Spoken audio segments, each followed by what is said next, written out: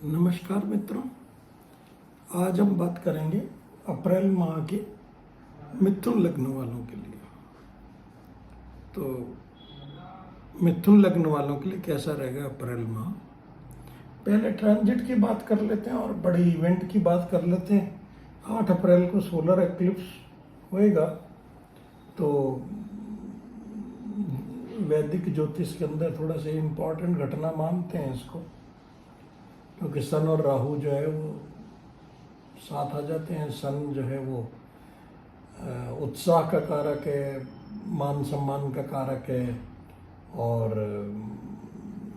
जो है वो राजा है, गवर्नमेंट अथॉरिटी है, जो हेड ऑफ द स्टेट्स हैं, हेड ऑफ डिपार्टमेंट्स हैं, या जो उच्च पदाधिकारी हैं बड़ी बड़ी कंपनियों में, उनका कारक है।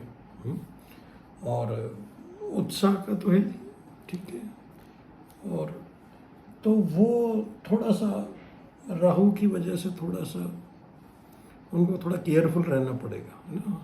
हालांकि राहु गुरु की राशि में है, तो राहु जिस राशि में, जिस भाव में बैठते हैं उसके जैसा फल ले लेते हैं। लेकिन अब नेचुरल मैलेफिक तो है ही, शनिवत होते हैं, तो कई बार कंफ्यूजन भी कर सकते हैं। और सन जो है वो आत्मविश्वास का भी कारक है, और कभी कभी अति आत्मविश्वास भी कर सकते हैं। राहु है, बढ़ा देते हैं, एक्सपेंशनिस्ट हैं बहुत, ठीक है ना। तो किसी भी चीज़ को अनलिमिटेड लेवल तक बढ़ा सकते हैं। तो ये या आउट ऑफ बॉक्स कोई काम कर सकते हैं, क्योंकि कर्म भाव में सन आ गए, तो कोई आउट ऑफ बॉक्स कोई काम कर सकते हैं, या अनऑर्थोडॉक्स हो सकते हैं काम में।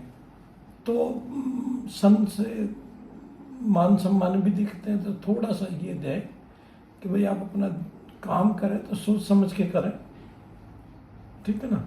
काफ़ी ग्रह और भी साथ बैठे हुए हैं। मरकरी रेट्रोग्रेड होकर के 9 तारीख को वापस इसी ग्रह में आ रहे हैं, इसी राशि में आ रहे हैं, और कर्म का भाव है ये।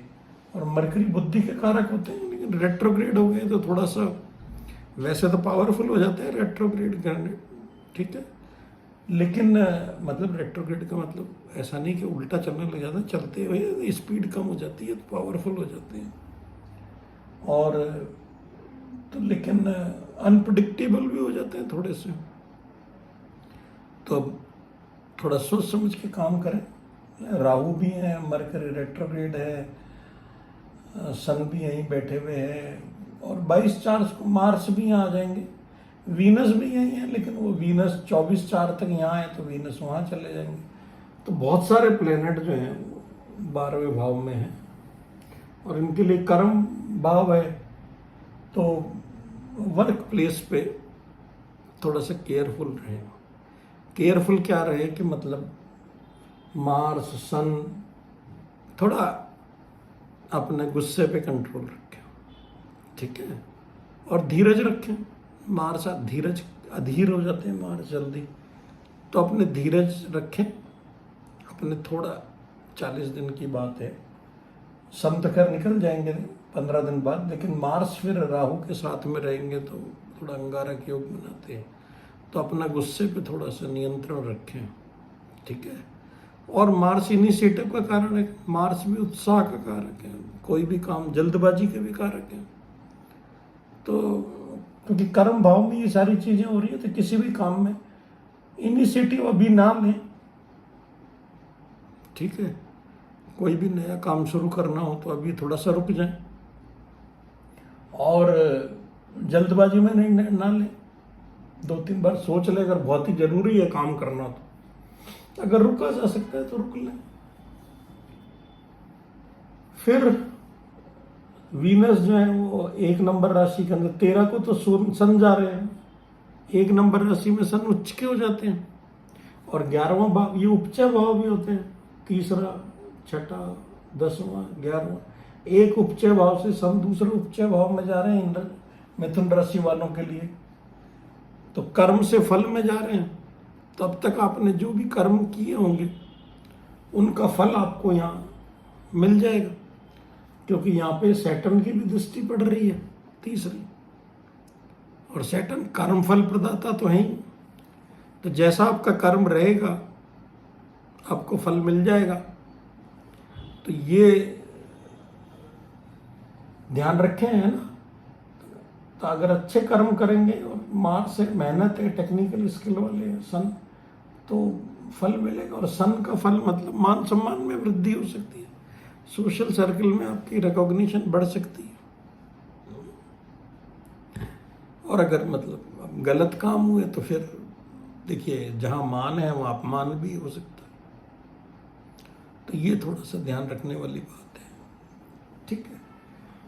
और मार्स की तो बात कर ली है ना। तो ये भी 22/4 तक जो है वो जाने वाले हैं, ट्रांजिट कर ही जाएंगे। और वीनस की भी बात हो गई है। वीनस लग्जरी वगैरह तो बढ़ ही जाएंगे। सभी ग्रह इसमें अच्छा काम करते हैं, ठीक है। मंगल की राशि है हालांकि, लेकिन न्यूट्रल है। सन उच्च के हैं, वीनस न्यूट्रल है, जुपिटर फ्रेंड है। और जुपिटर 12, अब ये जो बड़े ग्रह हैं या नीचे वाले, ये तो करीब करीब 1 महीने में कर लेते हैं। तो जो महीने का राशिफल है वो इनसे देखा जाता है कि ट्रांजिट 1 महीने के अंदर कहाँ जा रहे हैं। तो सन उच्च में जा रहे हैं, बेसिक तो ये है इसका लिंक। और राहु से छूट रहे हैं, लेकिन शनि के इसमें नजरों में जा रहे हैं। ये ग्रह जो होती है बहुत धीरे चलते हैं। जुपिटर इनमें सबसे मतलब जो है 1 महीने में 1 राशि रहते हैं, और पूरे 1 साल के अंदर 1 राशि परिवर्तन करते हैं।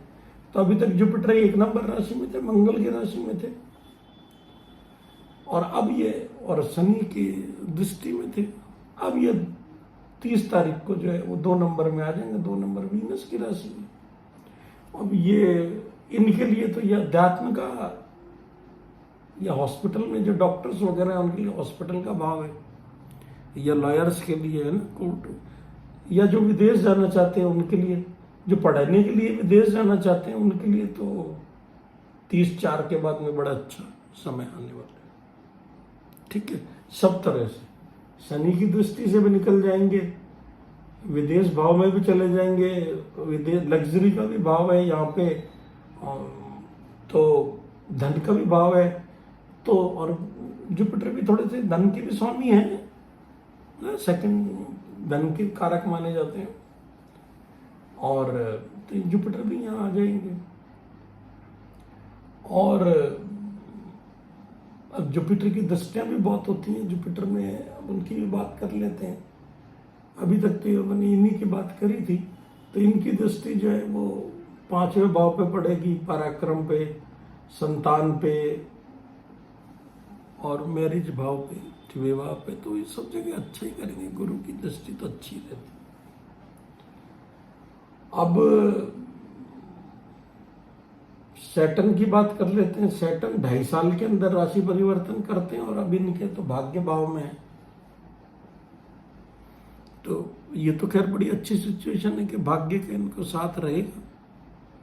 हाँ, एक जरूर है कि ये 8वें भाव के भी स्वामी। अब 8वां भाव थोड़ा सा रहस्यों का होता है। डॉक्टर्स के लिए तो अच्छा है, रिसर्चर के लिए अच्छा है, एस्ट्रोलॉजर्स के लिए अच्छा है, लेकिन अदरवाइज इसको थोड़ा सा कई बार जो है ना क्रॉनिक डिजीज का भी ले लेते हैं, या जो कोई, तो इस थोड़ा सा जो है इस भाव को नेगेटिव लेते हैं। आयु का भी है तो लॉन्जिविटी तो देंगे, ठीक है ना। लेकिन हाँ, ये थोड़ा सा है कि 1 भाव इनका अच्छा है, 1 भाव थोड़ा सा वो है मिथुन वालों के लिए। तो हेल्थ का थोड़ा सा ध्यान रखें। और राहु 12वें भाव में है, तो कर्म के भाव में है, काम थोड़ा सा बढ़ सकता है अचानक से, है ना। केतु 6ठे भाव में, तो कर्म जब बढ़ जाएगा तो फिर थोड़ा सा घर से थोड़ा आइसोलेशन हो सकता है, नेगलेक्ट हो सकता है। और सैटर्न के एस्पेक्ट, तीसरे की तो अपन ने बात कर ही ली, 4, 5, 6, 7 पराक्रम भाव पे बढ़ रही है, तो पराक्रम बढ़ सकता है थोड़ा सा, मेहनत अपन ने पहले ही कहा। और 10वें भाव है, तो ये भाव रोग ऋण रिपु का है, तो यहाँ पर शनि की दृष्टि अच्छा है। हाँ, वही वाली बात है कि 10वां भाव कर्म का है और सर्विस भाव पे पड़ रहा है, तो सर्विस में आपको थोड़ी मेहनत ज्यादा करनी पड़ सकती है। तो मार्स के एस्पेक्ट की भी बात कर लें कि मार्स अभी यहाँ तक है और 22/4 तक रहेंगे, तो मार्स की 1, 2, 3, 4 चौथी दृष्टि यहाँ विदेश भाव पे पड़ेगी, तो वहां पे या हॉस्पिटल में, तो वहां आपका काम बढ़ सकता है। 5, 6, 7 छठी दृष्टि, 7वीं दृष्टि यहाँ पड़ेगी। पराक्रम के कारक हैं, तो पराक्रम तो कर ही लेंगे। और 8वीं घर पे पड़ेगी। ये थोड़ा सा जो है वो घर में पहले भी केतु भी बैठे हुए हैं, और तो घर से थोड़ा सा आइसोलेशन वगैरह हो सकता है। तो गुस्से पे कंट्रोल रखें, बस यही है। बाकी तो सैटर्न जो है वो अच्छा है, भाग्य भाव में है, जुपिटर भी अच्छा है, और उसके बाद 2 में चले जाएंगे, विदेश से भी इनको लाभ हो सकता है। तो ये मिथुन लग्न वालों के लिए था, है ना। अगर आपको वीडियो पसंद आया हो तो please like, share and subscribe, और फीडबैक देते रहें थोड़ा सा, है ना। कैसा है, आपके साथ कैसा हो रहा है इस दौरान, ठीक है। बस सन का ही थोड़ा सा ध्यान रखना है। कर्म क्षेत्र के अंदर ये सारा जो एक्शन जो है ज़्यादातर वर्क प्लेस पे हो रहा है, तो वहाँ पे थोड़ा सा एग्रेशन से, गुस्से से बचना है, ठीक है। धन्यवाद, मिलते हैं अगले वीडियो में। थैंक्स।